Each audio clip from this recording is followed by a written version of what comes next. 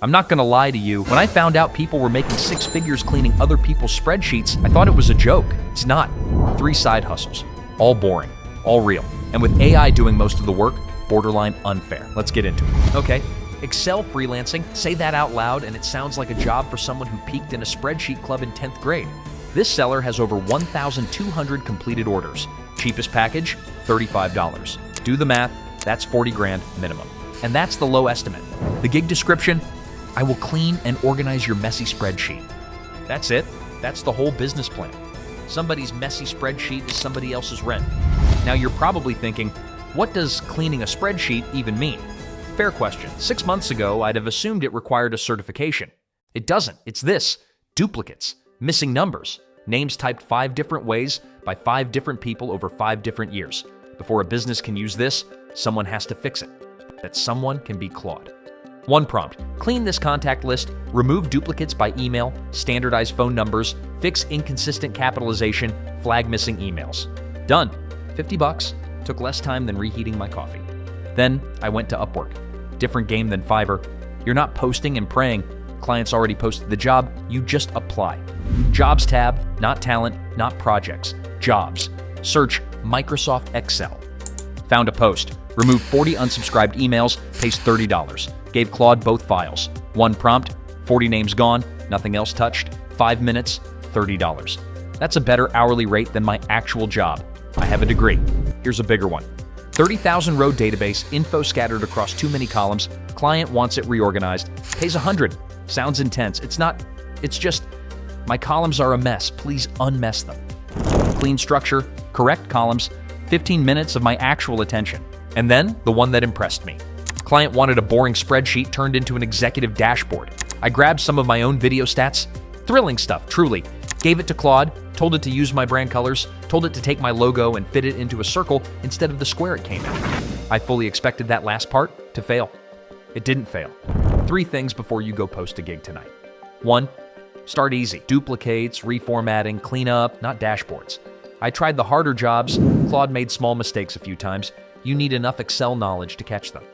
2, watch a few basic tutorials first. You don't need to be an expert. You need to not be helpless. 3, if a client asks for a quick free sample before hiring you, that's not a sample. That's a free spreadsheet. Block and move on. This video is brought to you by nobody. I don't have a sponsor. I have a rent payment and a caffeine problem. And don't worry, I'll leave every prompt I use in this video down in the description. You can grab them and try this yourself. Now, moving on. Second one, look at this book with me.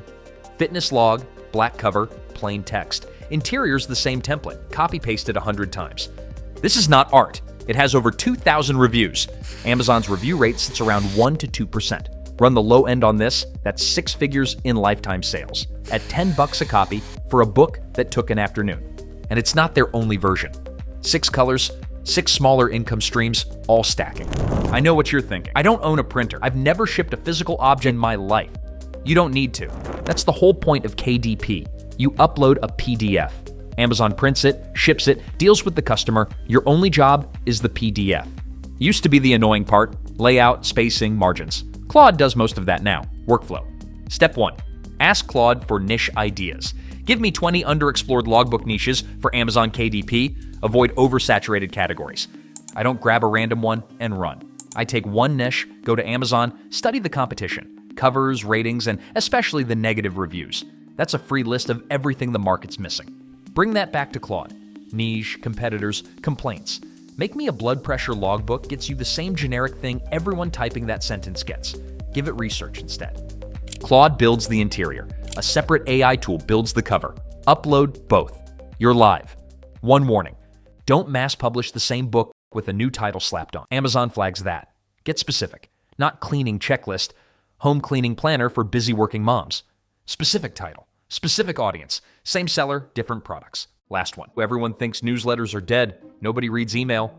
Sure, you know what whale vomit is? Looks like garbage. Sells for 25 grand a pound because it's in every luxury perfume on earth. Newsletters are the whale vomit of the internet. One AI news newsletter crossed a few 100,000 subscribers and was reporting 6 figures a month in ad revenue at that size. Years ago, before it kept growing. You don't need 1 million people for this to work, though. Writers sitting at a little over 1,000 subscribers, pulling 4 figures a month off ads and affiliates. Some of them started from zero, writing for the couple hundred people already following them online. Workflow. Step 1. Find a niche. Ask Claude for underserved angles or start with something you already like and narrow it. Step 2. Have Claude find the biggest newsletters already in that space. Subscribe. Connect your inbox. Go through my inbox for newsletter emails from the last 7 days in this niche. Summarize recurring topics, flag what's missing, give me 10 original angles. Now, it's not hallucinating ideas, it's working off what real newsletters are actually publishing this week and showing you the gap. Step 3, publish it. I use Beehive, ad network built in, plus a boosts system where you get paid for recommending other newsletters. Writers at 4-figure subscriber counts pulling hundreds a month from that alone. And yes, I already know the next question. How do I get my first 100 subscribers? That's a whole video. It's coming. None of these are get rich by Friday. They're boring. That's exactly why most people scroll past them. If you made it this far, most people didn't. Most people left around Hustle 2 to go check Instagram. You stayed. That says something. All the prompts are in the description. Try one yourself. It really is that easy.